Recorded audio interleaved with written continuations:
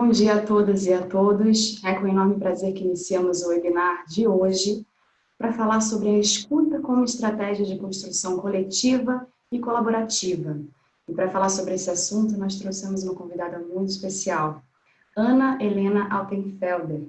É presidente do Conselho de Administração do Sempec Educação, pedagoga com especialização em psicopedagogia pelo Instituto Sede Sapientiae, mestre e doutor em Psicologia da Educação pela Pontífica Universidade Católica de São Paulo.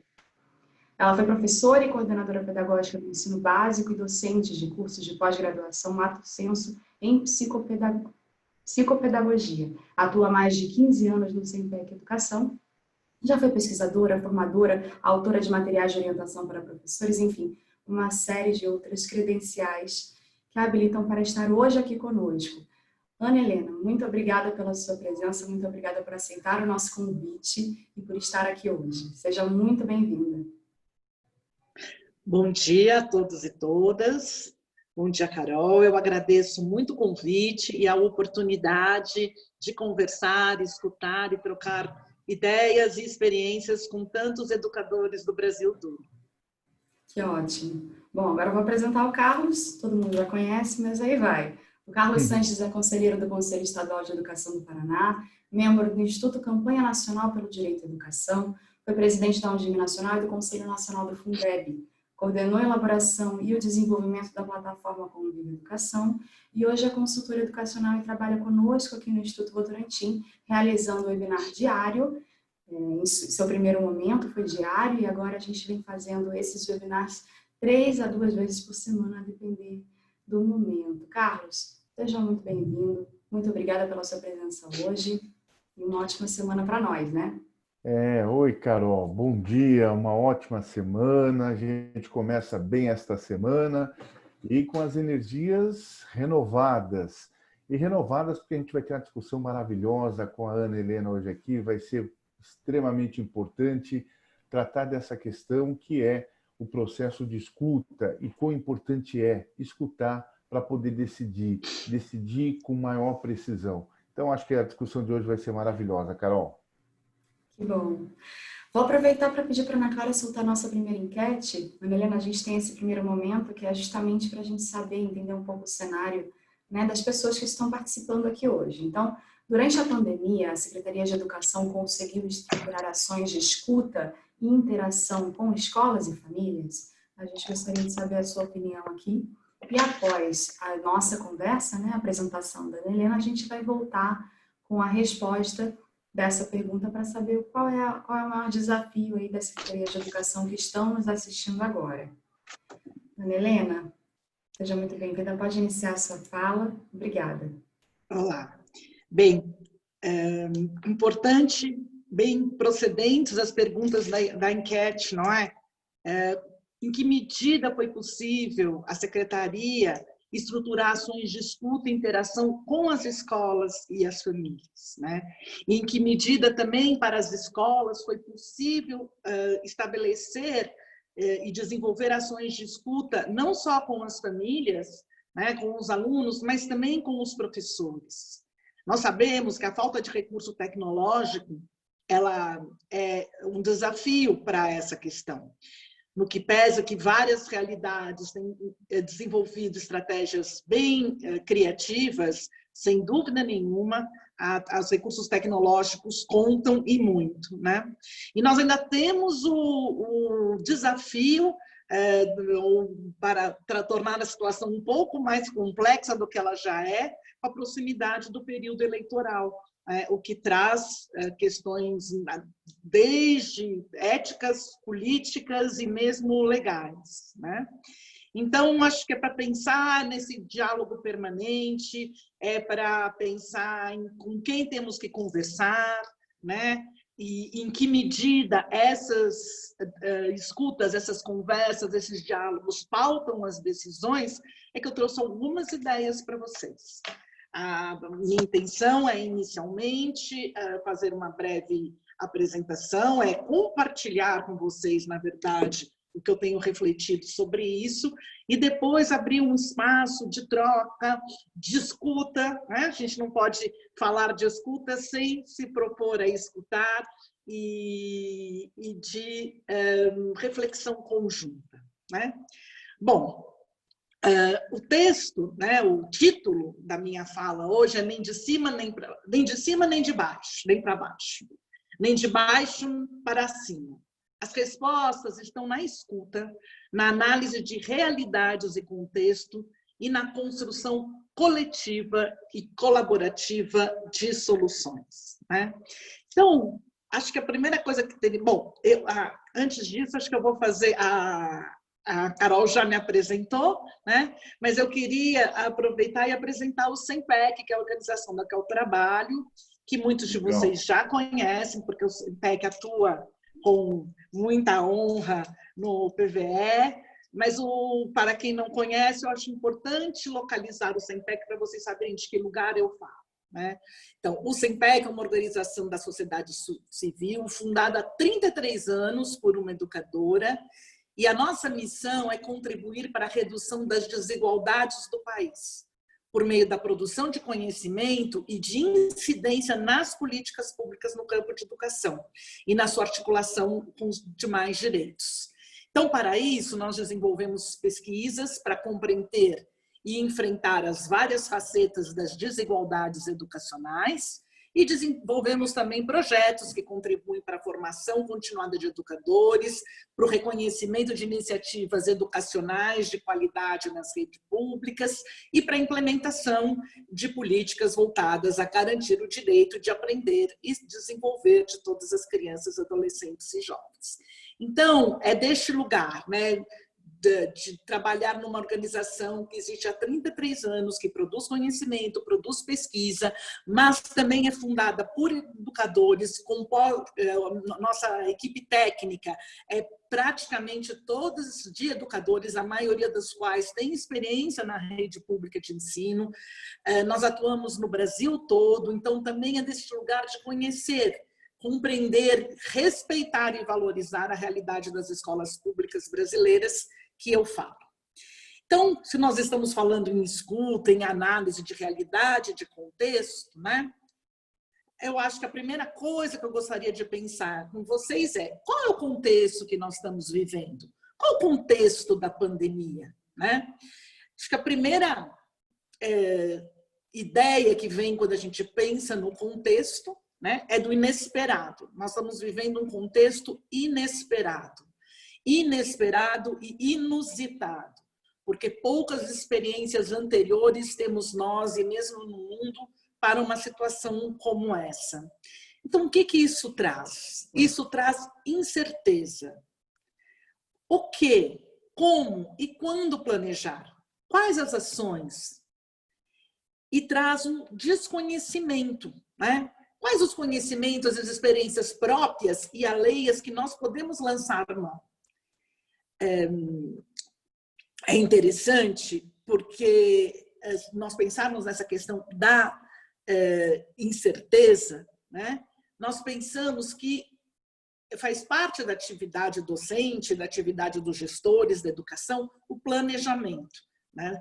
Na verdade, planejar, fazer plano de aula, é um dos primeiros aprendizados na formação dos professores. E o planejar é parte integrante da nossa atividade. Nós começamos o ano letivo com o planejamento. Planejamento faz parte do nosso fazer, né? Muitas vezes até trazendo uma sobrecarga de trabalho. Mas nós sabemos o quanto o planejamento é importante. E agora, como planejar? A partir... Se a gente não sabe o que e como os alunos aprendem uma situação de ensino remoto, ou sabemos muito pouco, numa situação específica como essa, nós temos poucos conhecimentos. Quais são os efeitos de um longo período afastado da escola para os alunos, para as famílias, para os professores? Como lidar com a heterogeneidade de aprendizagens, experiências e saberes dos alunos que serão acentuadas com esta pandemia?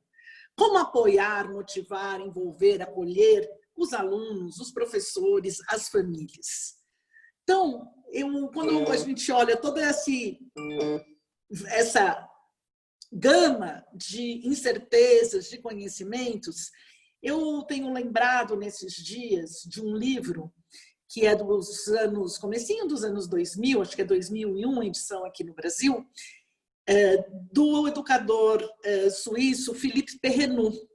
E o livro, não sei, acho que muitos de vocês devem lembrar, chama-se Agir na Urgência e Decidir na Incerteza. Agir na urgência e decidir na incerteza, né? Puxa, o título desse livro do Perrenoud parece que é profético, né? Escrito para os nossos dias, escrito para esta sensação, né? E aí eu voltei um pouco no livro para dialogar com ele, e eu vou só trazer para vocês um trechinho que é a apresentação do livro, né? E diz assim: o objetivo da formação é o de preparar os professores para a complexidade, a diversidade e as situações profissionais que terão que enfrentar. Realmente, a situação é complexa, é diversa, né? E acho que talvez nunca tenhamos imaginado que teríamos que enfrentá-la.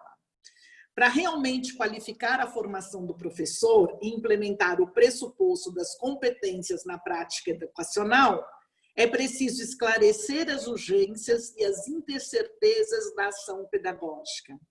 Sua parcela de criatividade, de solidão, de improvisação, de desânimo, de negociação, assim como de didática e de conhecimentos racionais, né? Bem interessante que ele traz a parcela de solidão, de improvisação, de desânimo, de negociação que são inerentes à prática educativa. E neste momento, então, para que a gente possa agir na urgência e decidir na incerteza, é preciso nós lidarmos com estes sentimentos do medo, da solidão, da improvisação, de poder lidar com o não saber, de poder lidar com o provisório, de não ter todas as respostas. E isto é bastante novo e bastante difícil. Se lá em 2001 o Perrenoud já apontava esses fatores como os desafios para a prática docente, o que diremos agora, né, com essa situação? E, infelizmente, mesmo para uma situação que nós estamos dizendo normal, esses desafios ainda se colocam, né? Agora, de maneira paradoxal e de maneira complementar ao mesmo tempo, tem algumas coisas que nós sabemos. Temos alguns conhecimentos e certezas, né? E que conhecimentos e certezas nós temos agora, se a gente pensar no contexto, na leitura do contexto, né? Nós temos conhecimento da falta de recursos e de infraestrutura das escolas e das enormes desigualdades que assolam o nosso país, né?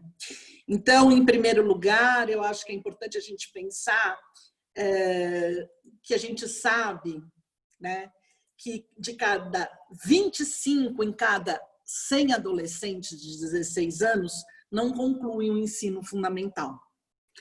Nós sabemos que a proficiência adequada de português de alunos do 9º ano da população mais rica é de 31%. E a proficiência adequada em português de alunos do 9º ano da população mais pobre é 13,8%. Nós também sabemos que das escolas municipais brasileiras, 70% não tem laboratório de ciências, 35% não tem laboratório de informática e 30% não tem internet de banda larga. Isso nos faz saber, né, das faltas de recursos e infraestrutura das escolas e das enormes desigualdades educacionais do Brasil. Recentemente, a semana passada, na verdade, no dia 3, o Instituto Unibanco e o Todos pela Educação soltaram um estudo bastante importante, né? O estudo estima que o conjunto das redes estaduais deve perder entre 9 e 28 bilhões em receitas tributárias vinculados à manutenção e desenvolvimento do ensino neste ano, a depender do cenário da crise econômica, que sabemos que, infelizmente, é sério. Eles fizeram um levantamento com 22 redes estaduais de ensino, que identificou que 95% dessas unidades da federação adotaram entre 5 e 15 soluções para o enfrentamento das consequências da pandemia. Isso gerou um custo adicional que já alcança quase 2 bilhões até o momento, que são, sobretudo, gastos com implementação do ensino remoto e com a oferta de alimentação aos alunos durante a suspensão das aulas presenciais. Então, nós temos aí uma questão fiscal, tributária, que vai gerar uma situação econômica muito grave na educação. O Unibanco e o TPE estão prosseguindo o estudo e analisando dados dos municípios que deverão sair logo mais. E já nós podemos antever que a situação dos municípios próxima ou, inclusive, mais séria que a dos estados. Então, essas são as questões que sabemos. Muito bem. Tendo, então, né,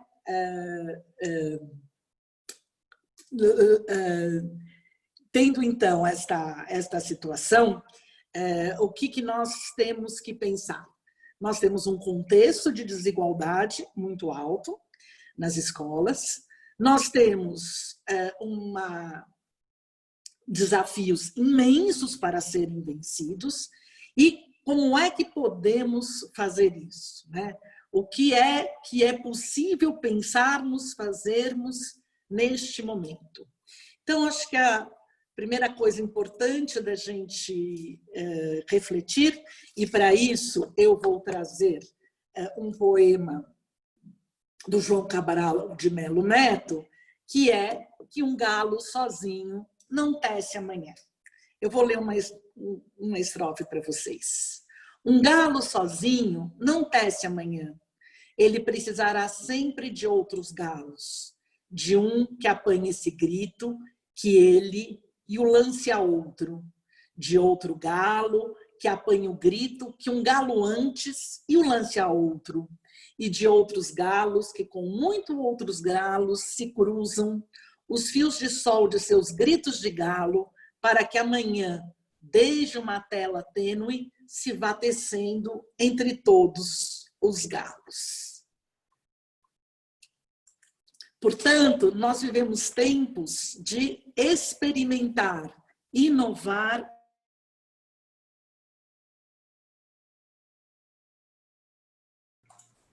Eu acho que a Ana está com algum probleminha de conexão aí, não sei exatamente o que pode estar acontecendo. E que exige... Ana, você tá nos ouvindo? Acho que... Oi, travou Oi. De repente a sua fala e, e o seu vídeo. Aonde eu parei? Você sabe que Você tinha acabado de recitar a poesia. Muito bacana, por sinal. Sim.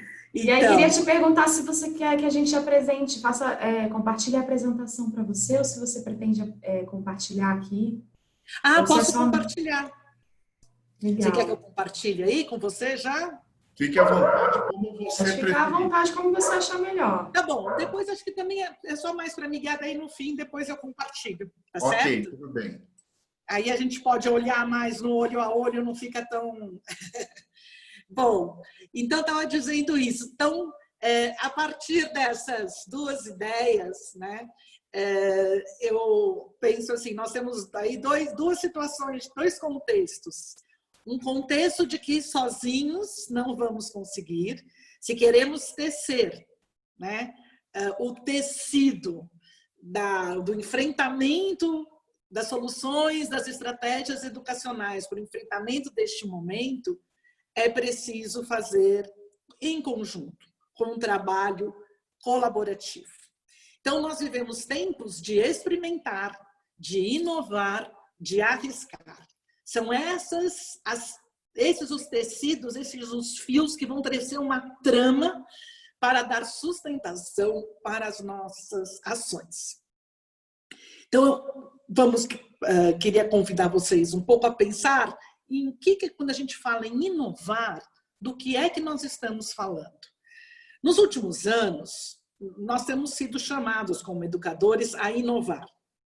A inovação virou quase um lugar comum, ao mesmo tempo uma imposição, ao mesmo tempo alguma coisa muito vaga que muitas vezes ela não respondia ao conceito de inovação, ele mais causa angústia, ansiedade, do que solução-resolução, né? Mas o que a gente tem que pensar é que qual é o ponto de partida da inovação? O que traz a inovação, né? O ponto de partida da inovação é responder a uma necessidade, a um desafio real, vivenciado pelos próprios educadores ou pela comunidade escolar. E agora, no caso, pela própria situação da sociedade como um todo. Então, nós vivemos no que pese toda a dificuldade, complexidade dessa situação, ela é, sim, uma oportunidade de inovação, né? Mas inovação nesse sentido, de criar respostas a um desafio real. Porque muito mais que uma ação pontual, a inovação é um processo de mudança ou de transformação, que preferencialmente deve ter continuidade para chegar a fazer parte da cultura escolar. A inovação, muito diferentemente do que muitos discursos que circulam por aí, ela não tem um fim em si mesma. Não é preciso inovar porque estamos no século XXI, ou porque inovar é interessante, ou porque inovar dialoga com o mundo das corporações. É preciso inovar. A inovação, ela demanda intencionalidade e sentido, né?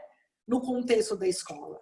Precisamos inovar porque precisamos dar respostas. Precisamos inovar para garantir o direito que todos os nossos alunos têm de aprender e desenvolver.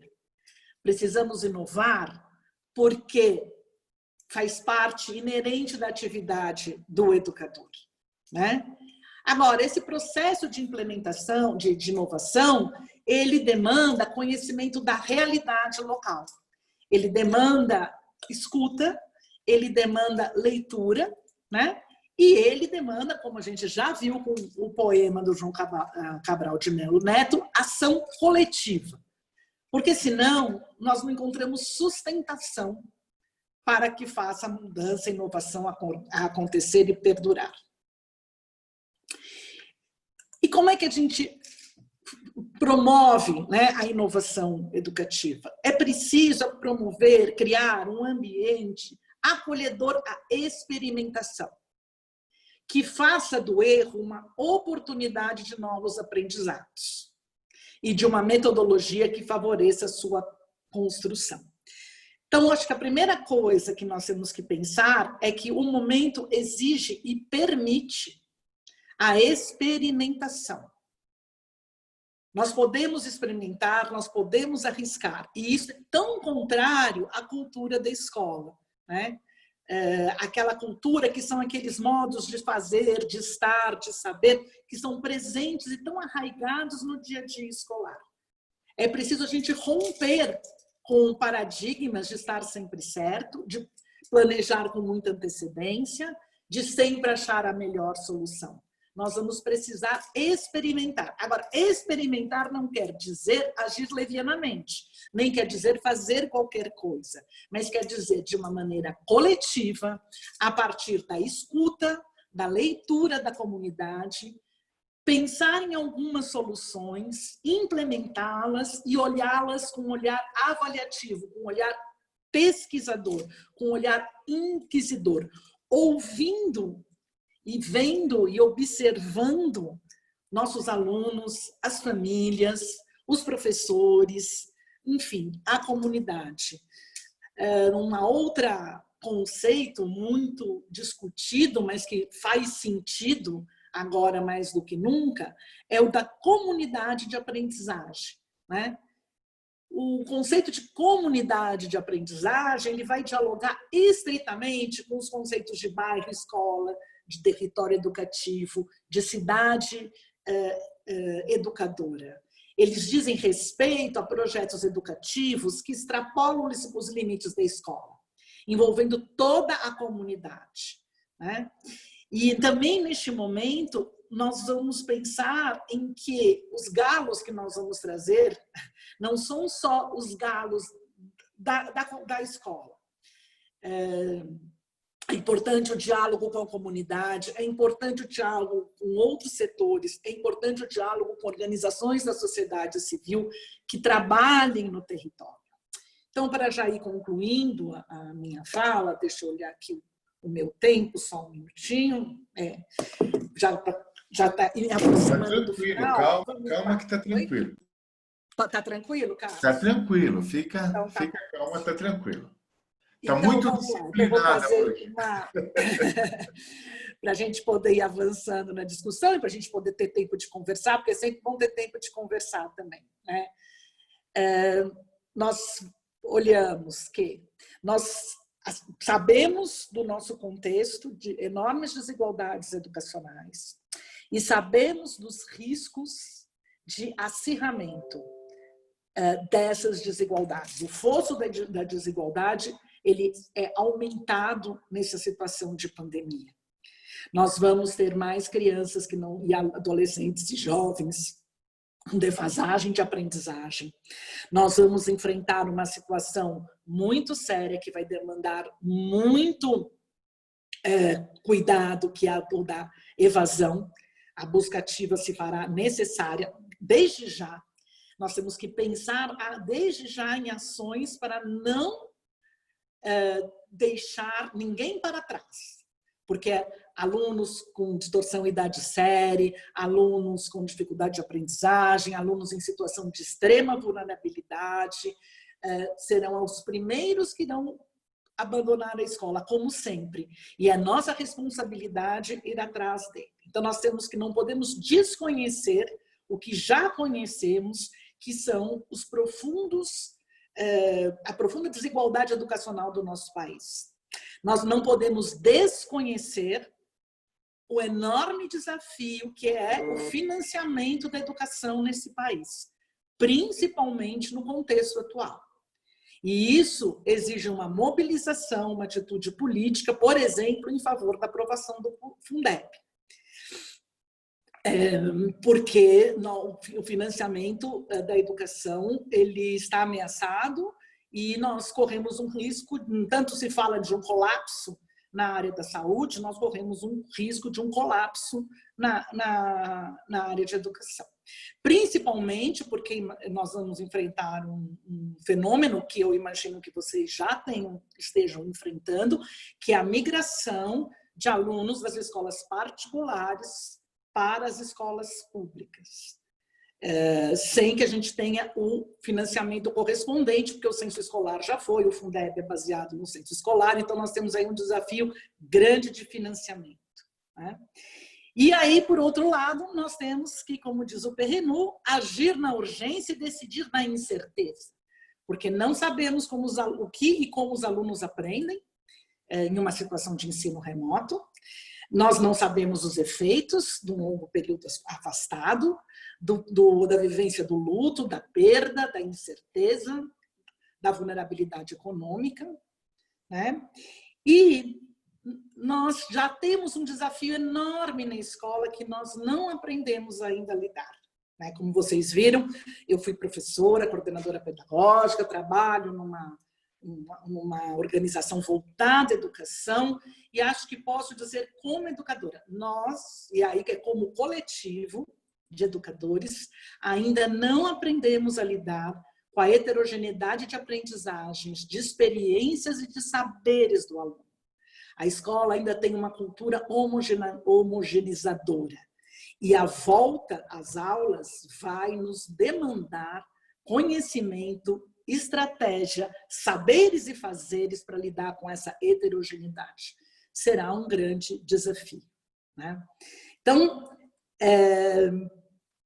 como eu já disse, para nós enfrentarmos isso, nós temos que pensar no trabalho coletivo e colaborativo E pensar no trabalho coletivo e colaborativo não significa apenas ter a intenção, né? Um poema é bonito, eu mesma trouxe o poema, ele é inspirador, mas é inspirador não de cultura, de posturas, mas de estratégias concretas, que se traduzem em reuniões, em seminários, em encontros, em formação de rede, em discussão colaborativa, em comunicação.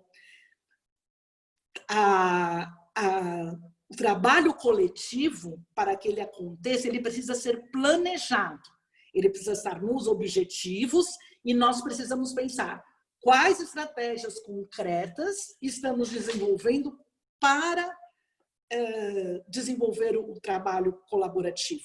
O que nós vamos fazer objetivamente para apanhar um grito de um galo e lançar a outro galo, né? Como é que nós vamos cruzar os fios? Então, por exemplo, uma situação como essa, essas lives que estão sendo promovidas primeiro diariamente, agora 2 ou 3 vezes por semana, com pessoas, educadores do Brasil todo, que enfrentam situações diferentes, ela faz exatamente isso. Ela está apanhando o grito de um galo, e que não é o meu ou dos outros palestrantes, é o de vocês todos que estão aqui, e lançando para que a gente possa fazer para que possamos fazer a teia. Então, temos que pensar no âmbito da escola. Como fazemos para garantir, mesmo em época de pandemia, a comunicação entre os professores? Como que fazemos para garantir, mesmo em época de pandemia, que possamos pensar juntos, planejar juntos, né? E como é que espaços e que situações vamos favorecer, que ambiente propício para a experimentação, para o correr risco, para o pensar em novas soluções, nós vamos possibilitar, né? E aí, quando eu volto para o título da minha palestra, que é nem de cima, nem para baixo, nem de baixo, nem para cima, nós vamos precisar vencer essa dicotomia. Então, as decisões não virão da secretaria para a escola, da escola para a sala de aula, né?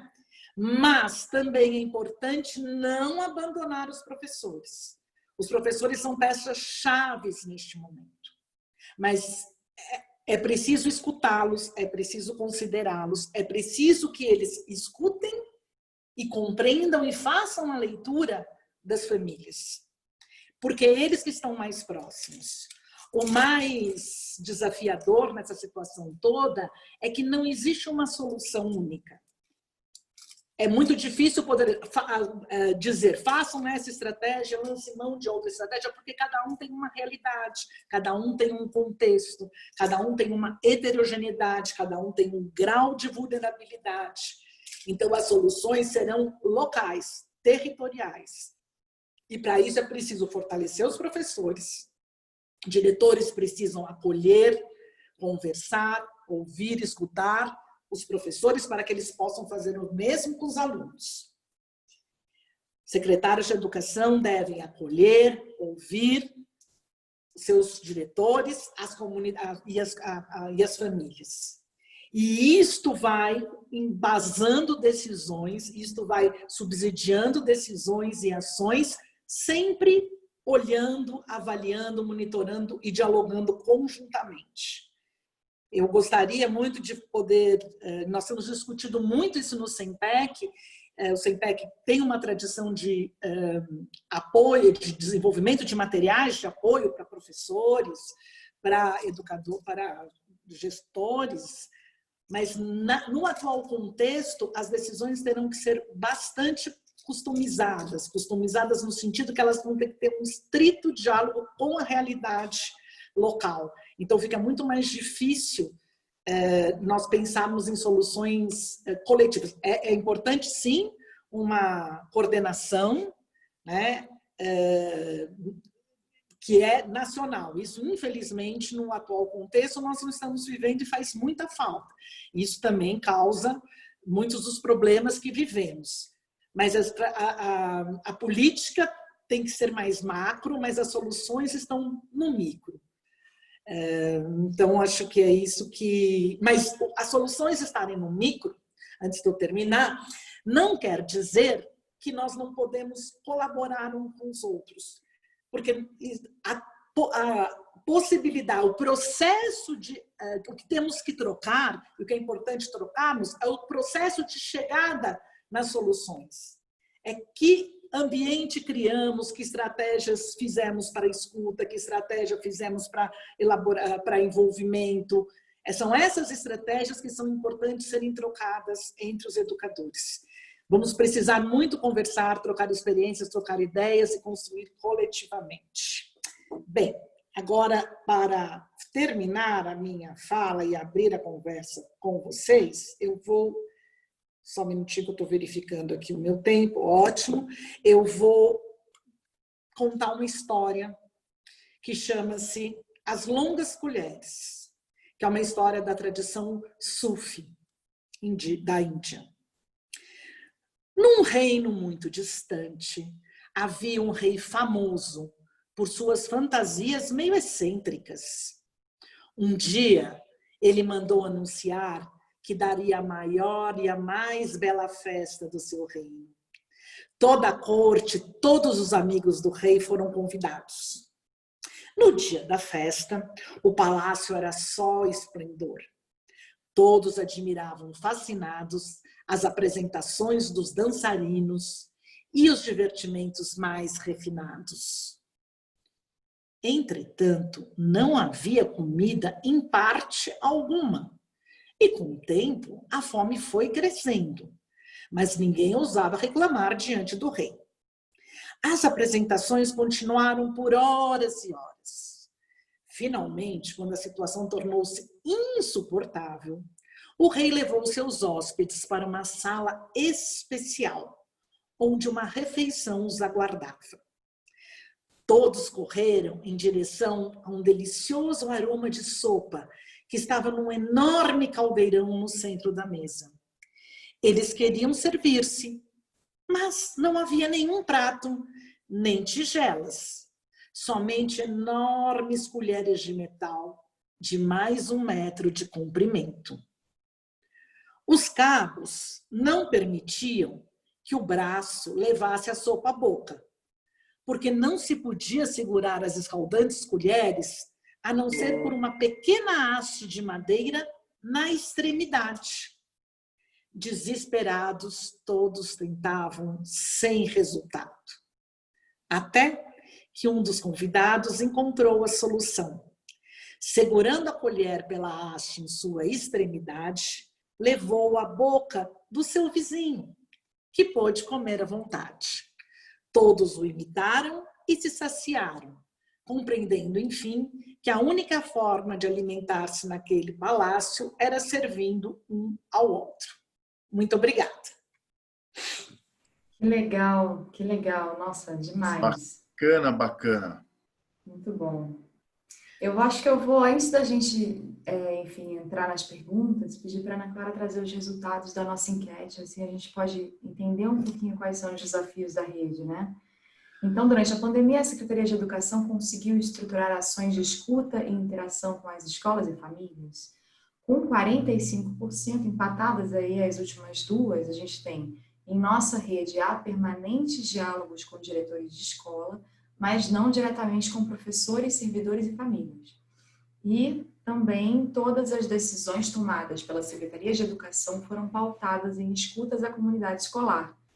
Com 28%, a gente tem a falta de recursos tecnológicos que não permitiu essas ações, e somente com 11% a proximidade do período eleitoral dificulta a possibilidade de interação com escolas e famílias. Gostaria que você discutisse um pouquinho sobre esse resultado. O que você achou? É esperado? Bom, vamos lá. A primeira questão, né, da falta de recursos tecnológicos não permitiu as ações. Bom, se nós sabemos que 30% das escolas não têm internet banda larga, vamos dizer que não estamos falando de equipamento, de outras coisas, ela está dialogando com uma realidade que é bastante preocupante, que é a falta de recurso tecnológico, de equipamento e de acesso, não só, né, da escola, porque às vezes a escola tem, mas das famílias, que aí é mais complicado ainda, e dos professores. Então, acho que é preciso, sim, isto mostra a urgência de políticas públicas de facilitação de acesso e de equipamento para as escolas poderem dar conta desse desafio, né? Por outro lado, nós podemos imaginar que tem aí 70% das escolas que venceram esse desafio. Então, seria muito interessante depois poder ouvir e as pessoas compartilharem quais as soluções que encontraram, porque nós estamos vendo potência aí, né? Que bom que a proximidade do período eleitoral teve um impacto pequeno na possibilidade de interação, apenas 11%, o que nos leva a pensar em questões mais pontuais. Eu acho que, efetivamente, o contexto político de cada município, estado, tem uma determinação importante nisso, mas é importante também estarmos atentos a isso e o quanto culturas vão ter que ser mudadas para podermos enfrentar e conciliar esses dois contextos, né? Porque nós já sabemos que o ano eleitoral, infelizmente, é um ano que afeta o planejamento escolar, o planejamento das secretarias e, no fundo, a aprendizagem dos alunos, né? Então, aí é um desafio a ser enfrentado, mas fico mais tranquila de ver que tem um grande número de pessoas que não se sentiram afetadas por isso. Em nossa rede há permanente diálogos com diretores de escola, mas não diretamente com professores, servidores e famílias. Bem, isso aí nós vamos ver que estamos 45%. É interessante a gente poder pensar que isso pode dizer duas coisas, né? Pode dizer que professores, servidores e famílias estão, vamos dizer, com pouco contato, com pouca possibilidade de diálogo, né? Mas também pode ser que as escolas tenham assumido esse papel. E aí, se a gente pegar a analogia do poema que eu trouxe, é possível, assim, as escolas fortalecidas, um diálogo permanente com diretores de escola, se esse diálogo está apoiando as escolas para que elas façam o mesmo com seus professores, os professores com as famílias, os diretores com as famílias, pode ser uma estratégia importante. Essa estratégia de cadeias, né? E, aliás, ela vai ser diferente. Não cabe à secretaria, assim, a secretaria pode sim dialogar com seus professores, com as famílias, é importante, mas a escola tem um papel fundamental nesse movimento, né? E que bom que as decisões tomadas pela Secretaria de Educação foram pautadas em escutas à comunidade escolar. Nós temos aí, olha, 50%, talvez seja uma oportunidade, né, de estreitarmos vínculos escola-família, secretaria-família, que é um vínculo tão delicado e tão difícil, na verdade, de acontecer. Então, acho que os resultados da enquete estão falando de potências e de possibilidades e de criação de estratégias. Então, agora seria importante a gente pudesse ouvir um pouco, né? Vamos ver as perguntas, vamos ver se alguém quer compartilhar alguma experiência. Ana, Legal. Carol, um segundinho, Ana, antes da gente ir para esta interação que eu acho importante, vou olhar agora a parte do copo que está vazia. Olhe! Me preocupou um pouco e é importante quando a gente tem uma intencionalidade ao colocar também essas variações, né? Mas essa proximidade do período eleitoral dificulta a possibilidade de interação com escolas e famílias, 11%. O que eu gostaria que você pudesse comentar um pouco para a gente nesse contexto, a sua visão, por gentileza, Ana. Se nós temos 11%, é porque realmente nestas localidades o problema é muito intenso. E aí, mais do que nunca, em um momento de pandemia em que tudo é diferente, e vem aí a história do novo normal, associada ao final do ciclo de gestão, quais recomendações, Ana, você deixaria para os gestores, para as equipes das secretarias, para os diretores de escola que estão aqui participando conosco, para enfrentar esse problema da influência do período eleitoral? Tá. É interessante, né, Carlos? Obrigada pela sua pergunta. Porque a gente vê que alguns problemas da pandemia, eles não são problemas novos, né? Eles são problemas estruturais, vamos dizer assim, e que já deveriam ter sido enfrentados. E essa mudança de gestão, eu acho que é uma das maiores dificuldades enfrentadas pelas escolas, né? Que é a velha história de políticas de governo, não políticas de Estado, que traz muita insegurança para os professores, para os diretores de escola, e aquele conceito de terra arrasada, que uma nova gestão tem que desconsiderar tudo do anterior e começar uma nova. Então, nesse contexto de pandemia, que muito provavelmente, né, vai pegar bem essa... Bom, a gente não sabe exatamente, mas será nesse período de transição, eu acho que a recomendação é uma estreita colaboração entre as gestões, ultrapassar questões partidárias, que a gestão atual se responsabilize por deixar muito claro todas decisões, medidas, estratégias, que a gestão atual responsabilize por suas ações como se fosse continuar, né, na gestão, e tem uma preocupação de fazer uma passagem. A gente está falando tanto em trabalho colaborativo, há de demandar um trabalho colaborativo entre as diferentes gestões. Isso no nível da secretaria. E no nível da escola, as escolas e os professores devem ser guardiões dessas políticas, aquilo que foi decidido. A gente está falando em escuta, né, em decisões participativas, dialógicas. Os professores das escolas são guardiões disso e podem e devem cobrar da nova gestão aquilo que foi decidido, que foi pensado, que foi construído colaborativamente. Não sei se era por aí que você estava pensando. Sim, exatamente. É porque esse é um problema que, até por conta da pandemia, ele precisa estar presente no dia a dia, na ação do secretário. Muito interessante, Ana. Vamos lá, Carol. Bom, Carol, eu vou pedir um minuto, que eu esqueci de trazer uma água aqui. Eu só vou buscar aqui do lado. Claro, vamos lá. Enquanto ela vai buscar água, eu quero lembrar que na próxima quarta-feira, né, a gente tem que aproveitar o tempo, né, Carol? Na próxima quarta-feira, a gente vai discutir quais são os cuidados, quais são as recomendações importantes nesse momento para poder planejar a retomada das aulas presenciais. Estamos observando que em algumas regiões é possível já ver manifestações de governadores e prefeitos no sentido da retomada gradual das aulas. Então, na quarta-feira, estaremos tratando dessas recomendações e agora continuamos aqui nessa conversa ótima com a Ana. Bom, vamos lá, então. Tem alguns comentários. A Milene Tereza, por exemplo, ela vem falando o seguinte: aqui em Botucatu, desde março, estamos com os grupos de WhatsApp a todo vapor. Tem tido produtividade, mas não afirmo que positivamente, pois o período de alfabetização exige muita interação e essa distância dificulta o trabalho. Convencer familiares e responsáveis quanto à intensidade com leituras, horários para atividades é muito complicado. Mas tem sido ótimo notar que passaram a perceber o real sufoco, a realidade dura e intensa do trabalho docente com seus filhos. Não perdemos tempo por isso, e seja o momento que for, procuramos atender às dúvidas ou sugestões dos familiares.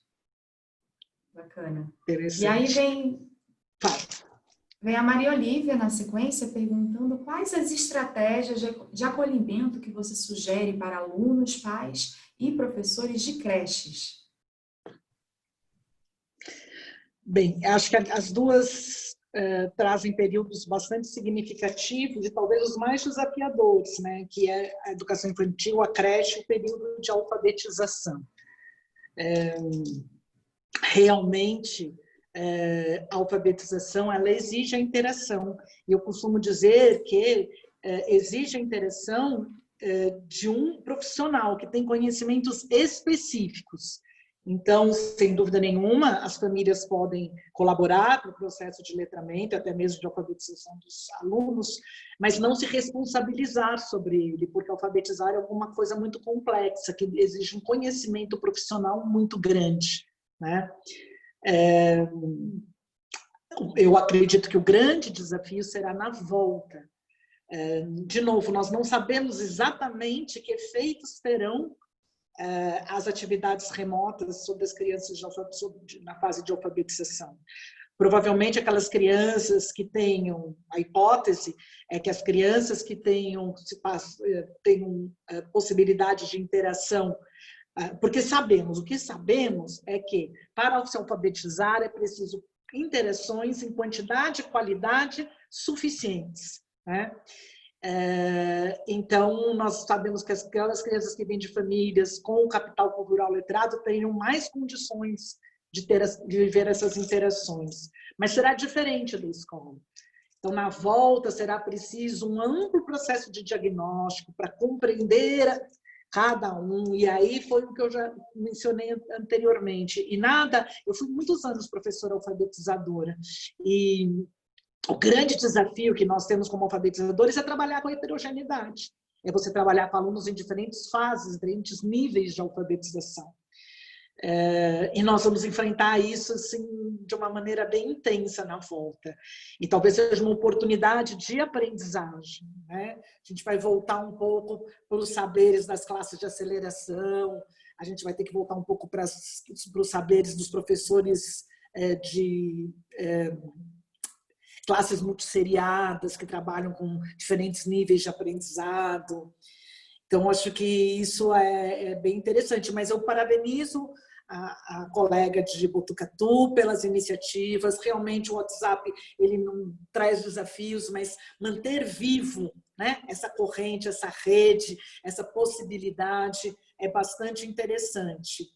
Em relação às creches, eu acredito assim, o WhatsApp ou as mensagens podem ser uma forma, né, das famílias se manterem mobilizadas e talvez ajudar as famílias a resgatarem aqueles saberes que são das famílias. Isso eu digo também para as classes de alfabetização e para a creche, né? Então, as histórias da família, as histórias, não aquelas histórias que estão nos livros que a gente pode contar, mas incentivar as famílias a contarem as histórias que ouviam quando eram crianças, as histórias que gostam, contar a sua história, a história da família, as cantigas que lembram, os poemas, as rimas, as brincadeiras que faziam, envolver daí já não no caso de creche das crianças mais velhas, as crianças nas atividades domésticas, é potencializar aquele saber e aquela interação que é própria da família. Nós temos que fugir um pouco da ideia de que as famílias vão nos substituir. E eu acho que a colega disse muito bem, tem um aprendizado importante aí, que as famílias estão aprendendo a valorizar o papel da escola e ver o quão complexo é. Com certeza. Eu queria aproveitar esse momento só um segundinho e pedir para a Ana Clara soltar a próxima enquete. A gente faz, enfim, alguns momentos de interação, porque a gente quer saber se você já participou de algum outro webinar diário aqui do PVE, caso tenha participado de algum outro webinar, se você já colocou em prática alguma ação baseada no que aprendeu aqui, e qual é a avaliação que você faz dessa sessão de webinar. E, bom, muitos comentários, Ana, sobre a interação justamente com a família nesse momento de crise, né? Então, assim como a Milene fala, muitas outras pessoas falando sobre a necessidade dessa discussão sobre a cultura escolar, né? Muito obrigada, agradecendo aí por a gente poder trazer esse tema, porque às vezes a gente se perde com temas muito urgentes, né, de apagar incêndio, e a gente acaba não trazendo algumas questões que são tão necessárias para o dia a dia. Sem dúvida. Isso é um dos efeitos perversos da pandemia, né? Eu imagino, assim, somente no lugar de gestores, né? Embora agora eu não esteja na gestão da escola, mas na gestão de uma organização, a gestão ela traz quase assim um abandono da atividade de reflexão que é tão importante, né? e porque o cotidiano e agir na incerteza nos chama a fazer isso. Então, é importante mesmo esses momentos. E eu acho que a relação família-escola, ela é uma das relações, é um dos pontos que mais se destacam para mim nessa pandemia como tema de reflexão e de novas aprendizagens. Eu acho que, na verdade, é um desafio. Eu acho que no discurso está posto, na literatura está posto, a importância da interação com a família. Temos experiências interessantes nesse sentido, mas se nós formos fazer uma análise, eu estou fazendo uma análise empírica, eu não tenho dados, nenhuma pesquisa, pelo menos não agora com consistência para dizer, mas assim, empiricamente a gente observa que ainda é um desafio para as famílias e para as escolas estabelecerem esse diálogo. E agora sim, eu acabei de me lembrar de uma pesquisa que eu vou usar, uma pesquisa inclusive feita pelo SEMPEC sobre a relação, sobre os esforços das famílias em territórios de alta vulnerabilidade na educação dos seus filhos. A pesquisa foi uma pesquisa de cunho etnográfico, que quer dizer uma pesquisa participativa, onde o pesquisador fica algum tempo no território no qual a pesquisa é feita, tem uma interação com os sujeitos da pesquisa. E então nós fomos as famílias, as escolas de São Miguel Paulista. São Miguel Paulista é um bairro na zona leste de São Paulo, uma das regiões mais vulneráveis de São Paulo, e nós escolhemos um determinado território de São Miguel Paulista que é mais vulnerável que a média já do próprio distrito. E aí nós conversamos muito com as famílias e com as escolas para compreender quais eram os esforços que as famílias faziam na direção da educação dos seus filhos. E a gente percebe que as famílias, apuramos, depois está disponível, eu posso compartilhar, que as famílias fazem sim esforços na direção da educação dos filhos. Só que são esforços diferentes do que nós fazemos, daqueles que nós fazemos com os nossos filhos, com os nossos netos, nas nossas casas, por conta dos recursos e das condições. Então, muitas vezes a escola não sabe, não consegue compreender determinadas atitudes da família como esforço. E isso acaba desestimulando. Então, é importante que a gente, nesse momento, olhe o esforço que as famílias estão fazendo, porque certamente são muitos, e podem não ser aqueles que nós imaginamos que eles podem fazer. Por exemplo, outro dia eu conversei com uma mãe muito angustiada, uma mãe aqui de São Paulo, a filha está no 3º ano e ela tinha que fazer uma atividade de educação física. E a professora propôs, então, que assistisse um filme de atletismo e depois pediu para as famílias montarem uma pista de atletismo dentro de casa. A criança tinha que fazer algumas atividades e ela tinha que filmar e mandar no celular. E a pessoa trabalha na administração de uma organização, ela estava na faixa de fechamento contábil. Vocês possam imaginar, mora num apartamento de 40 metros quadrados, então toda a situação, e ela pediu para a escola se ela poderia mandar no final de semana a pesquisa. E ela recebe uma resposta da escola dizendo que ela não estava, de acordo com o estatuto, com o ECA, ela não estava cumprindo o direito e ela ficou, disse da filha aprender, e ela ficou muito assustada com a história. Então, eu acho assim, que mostra essa história, que eu sei que é uma anedota, ela é real, ela aconteceu, mas ela é uma exceção, espero que seja assim. É que a escola está muito preocupada com as questões imagino eu, a professora muito provavelmente tem que coletar informações e dados de que as atividades foram feitas. O diretor também está sendo premido a justificar que as aulas estão sendo feitas. A secretaria está preocupada com a carga horária. Então, toda essa questão burocrática também de exigências pode também prejudicar essa relação com as famílias. Então, é importante essa escuta. Por que a família não está podendo fazer? Será mesmo que é possível aquilo que nós estamos pedindo para as famílias como tarefa? Então, acho que tem aí algumas discussões interessantes de serem feitas.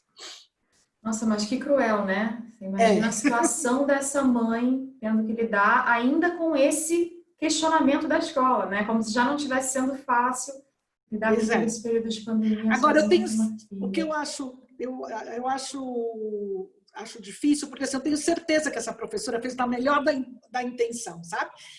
Ela estava preocupada em...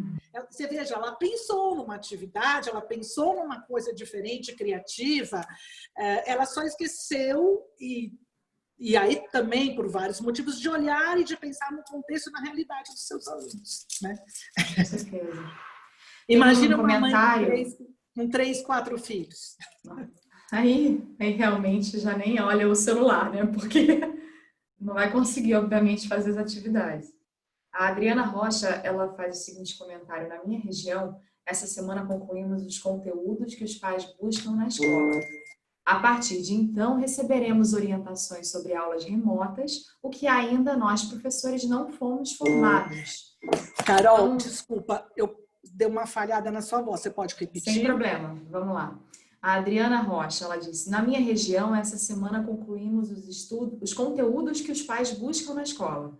A partir de então, receberemos orientações sobre aulas remotas, o que ainda nós, professores, não fomos formados. Então é isso, nem os professores ainda Não, têm a formação para fazer esse tipo de aula, né? não temos. E o que temos não se condiz com a realidade atual, porque eu tenho lembrado sempre isso.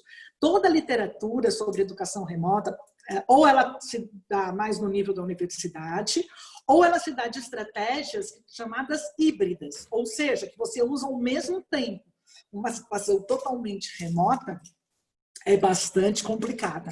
Nós temos um curso no SEMPEC, eu acho que é ilustrativo disso, que chama-se um curso à distância, obviamente, chama-se Educação Digital, Comunicação Digital para Educadores, né?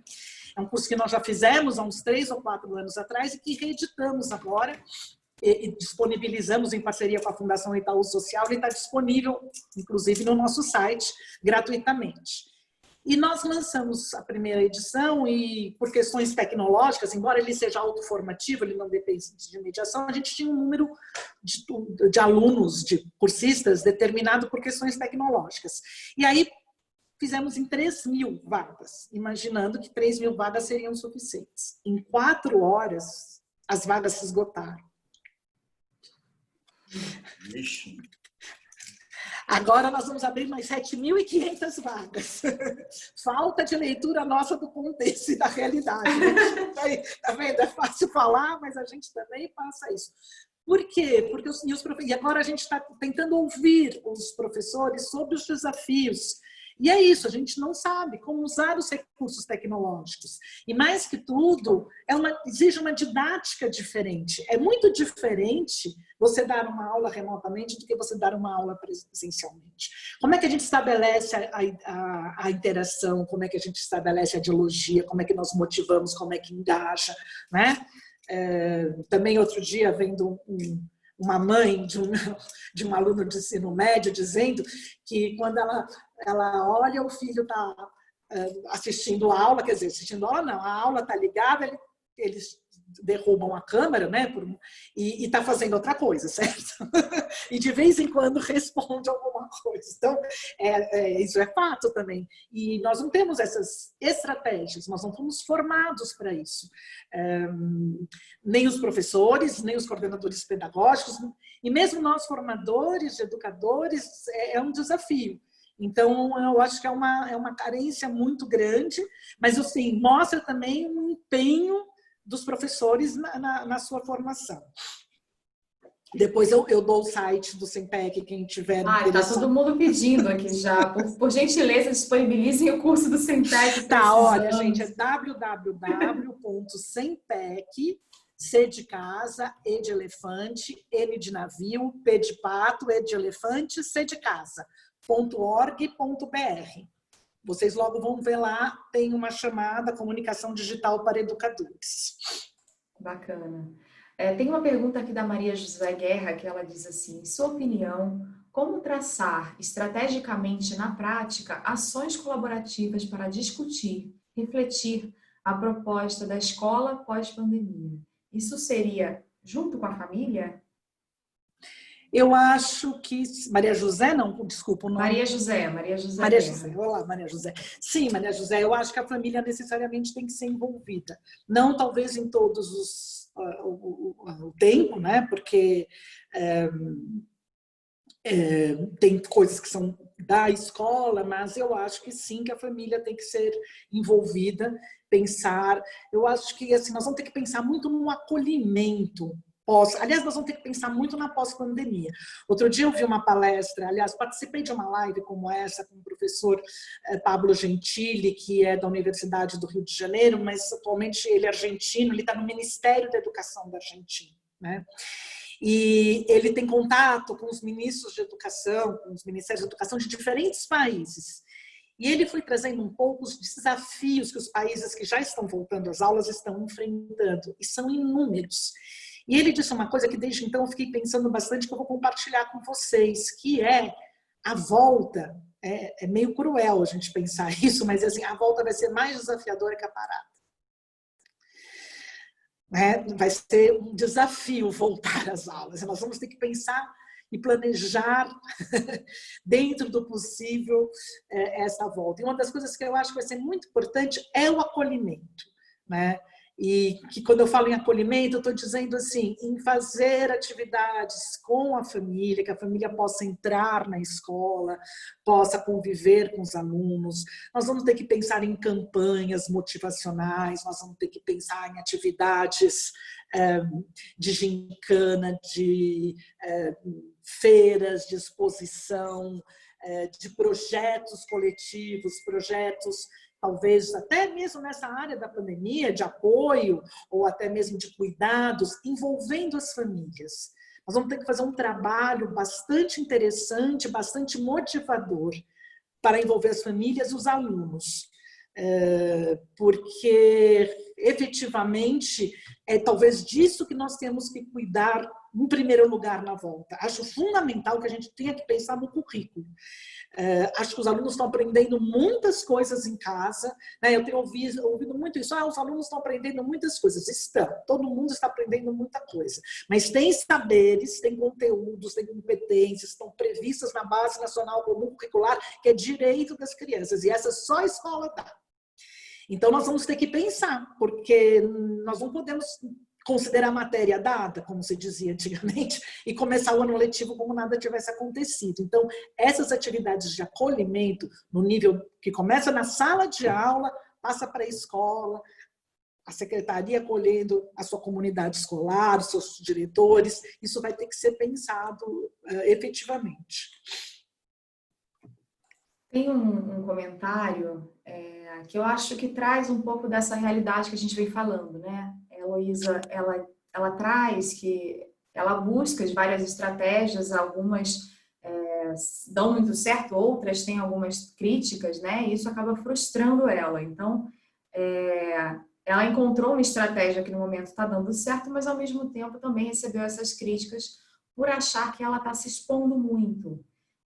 Ela se sente feliz por estar dando certo, mas de repente vem balde de água fria e ela se frustra de novo. Então, eu acho que é sobre isso que a gente vem falando, né? A dificuldade também de planejar em conjunto, de desenvolver atividades, né? Já com planejamento adequado. Não que o que ela esteja fazendo não esteja certo, mas às vezes vem, como o relacionamento é direto, né? De repente ela pega o próprio WhatsApp dela e manda para alguma família, e aí vem algum retorno, acaba que não tem o filtro que deveria ter, né? Como lidar com essa situação? O que fazer nesses momentos, Ana? É interessante, Heloísa, porque eu acho que ela está dizendo uma coisa que é um desafio enorme, que é o correr risco, né? Porque o correr risco é o experimentar, e o experimentar traz um correr risco. Ou por se frustrar, porque a estratégia não é efetiva, né?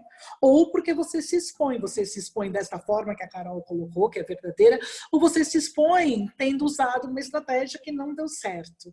Por isso que é importante esta constituição da rede e esse apoio, assim, por isso que os professores têm que se sentir apoiados pela escola, pelos diretores, pelos colegas, E é por isso que os diretores têm que ser apoiados pelos secretários. Os secretários têm que ter momentos como esse, né? Porque os secretários deveriam estar sendo apoiados por uma instância, né, federativa maior, mas que não tem acontecido. Acho que os estados têm dado esse apoio, para que possa ser porque daí a decisão não é pessoal, é coletiva, e isto é mais fácil, né?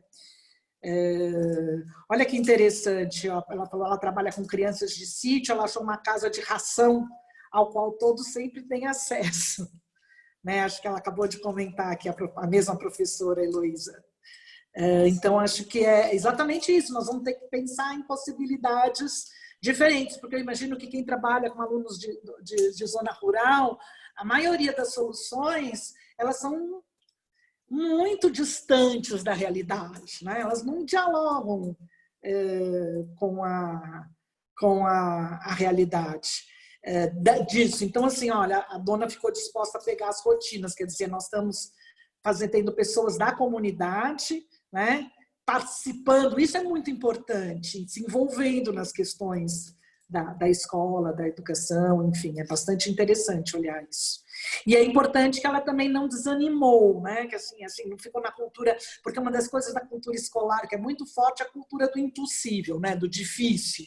E está aí rompendo barreiras importantes. Com certeza. Bom, a gente já está chegando, infelizmente, ao fim. Eu tendo a dizer que quando a conversa é boa, ela passa muito rápido, né? Então, Ana Helena, eu tenho a agradecer demais a sua presença, a sua participação. Esse momento de escuta e de diálogo é muito importante. A gente tem, participando das videoconferências, não só os municípios do PVE, né, que são 76 municípios hoje, mas temos também mais de 250 municípios participando que não fazem parte do programa. Então, são pessoas de diferentes localidades que vieram participando e aos poucos foram compartilhando o conteúdo com outras, e aí a gente cresceu em número muito grande a quantidade de municípios que a gente vem atendendo aqui com as videoconferências.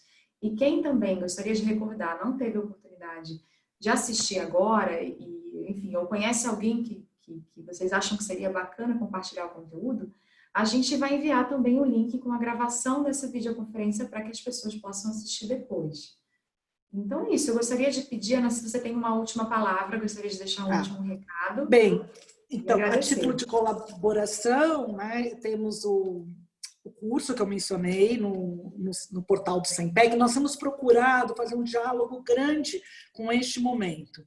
Então, nós estamos agora com uma enquete para gestores de escolas e gestores técnicos de secretaria e secretários de educação, para a gente poder fazer um mapeamento aí dos principais desafios. Nós temos várias atividades para a sala de aula, para a reunião de professores. Temos também discussão, entrevistas, discutindo as políticas públicas. Enfim, o nosso portal, nós estamos produzindo semanalmente conteúdos para apoiar professores, diretores, secretários, neste momento de pandemia. Está à disposição, o conteúdo é todo aberto, e vocês são todos muito bem-vindos, né, nesta